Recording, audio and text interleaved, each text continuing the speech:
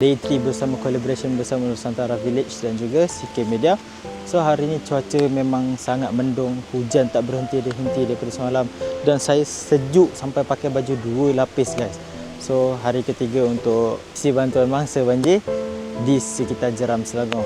Jadi korang boleh tengok, insya-Allah yang mana nak menyumbang sekali bolehlah PM kita, okey.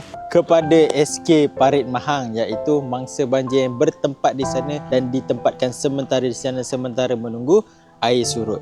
Jadi alhamdulillah, muka-muka yang gembira, muka-muka happy, kanak-kanak yang gembira, dan adalah sedikit pemberian daripada kami untuk diorang makan-makan petang, untuk diorang nak kunyah-kunyah. Jadi yang mana nak membuat sumbangan juga, korang boleh pergi ke mana-mana PPS yang berdekatan dengan korang, ataupun korang boleh bertanyakan dengan JKM dekat mana lagi yang mana kita orang boleh hantarkan, ataupun korang sendiri nak pergi hantar, tak ada masalah. Korang doakan yang terbaik buat kami supaya kami dapat menolong lebih ramai orang dalam ujian yang diberikan.